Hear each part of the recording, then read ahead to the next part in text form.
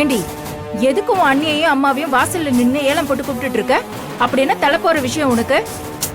ஏண்டி இப்பதானே ஆபீஸ் கிளம்பி போனேன், என்ன அதுக்குள்ள வந்துட்ட?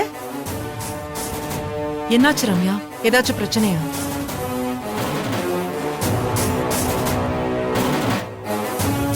ஏய், அத்தனை பேர் மாறி மாறி கேட்டுட்டு இருக்காங்கல்ல, வாயில குழக்கட்டைய வச்சிருக்க?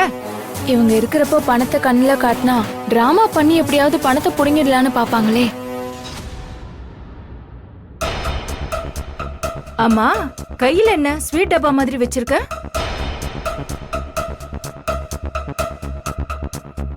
ஏய், என்ன முடிக்கிற சொல்லு.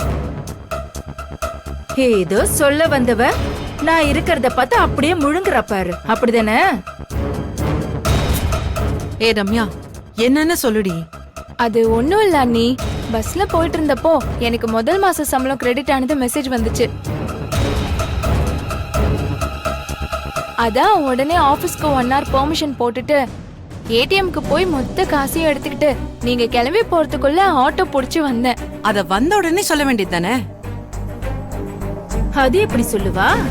நான் இருக்கேன்ல, அதான் விஷயத்த முழுங்கலான்னு பாத்திருக்கா. நான் என்ன அவ பணத்தை புடிக்கிட்டா ஓட போறேன்? அண்ணி அப்படிலாம் ஒண்ணும் இல்ல அண்ணி.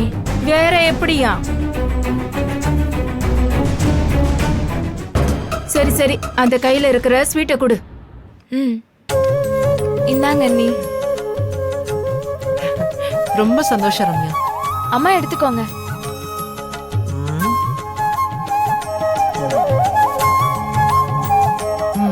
இன்னைக்கு ஒரு நாள் மட்டும் சாப்பிடுங்க, சந்தோஷத்துல சுகர் கரைஞ்சிரும்.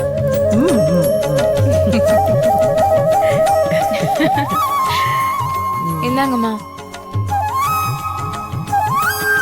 அண்ணி இந்தாங்க எடுத்துக்கோங்க.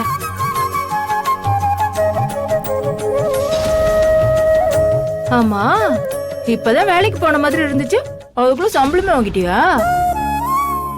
எவ்வளவு சம்பளம்? அதான் அன்னைக்கே சொன்னல அண்ணி, 45,000. நீ ஏதோ என்ன கலாய்க்கிறேன்னு நினைச்ச, உண்மையாவே உனக்கு 45,000 ரூபாவா?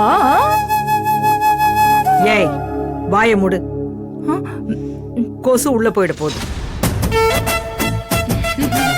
அதெல்லாம் போகிறது இருக்கட்டும், என்ன உங்க முகம் இன்னைக்கு பளிச்சுன்னு இருக்கு? ரெட்ட சம்பளம் ரெட்டிப்பு மகிழ்ச்சியோ?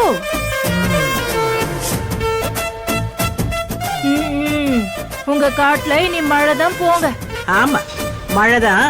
நீ வந்து கொடப்புடி வா.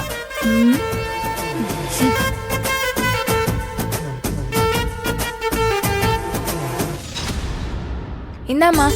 என்கிட்ட எதுக்கடி குடுக்கற? உன் அண்ணி கிட்ட குடு. இந்தாங்க அண்ணி. எதுக்கத்தை என்கிட்ட கொடுக்க சொல்றீங்க?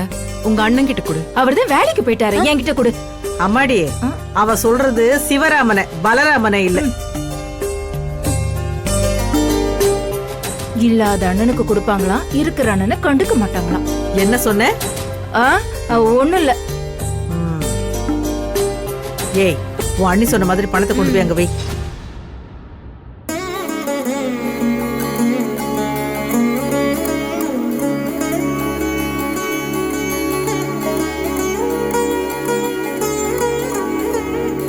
என்ன ஆசீர்வாதம் பண்ணுன.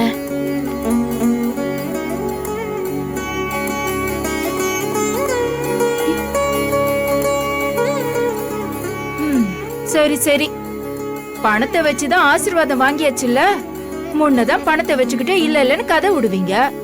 இப்பதான் நான் பணத்தை கண்ணுல பாத்துட்டேனே, இப்ப யாராலையும் இல்லன்னு சொல்ல முடியாதுல்ல. எனக்கு ஒரு அவசர செலவுக்கு ஒரு 5,000 ரூபாய் வேணும், கொடுங்க. என்னமோ கொடுத்து வச்ச மாதிரி கேக்குற? கொடுத்து வைக்கல, அதான் கேக்குறேன்.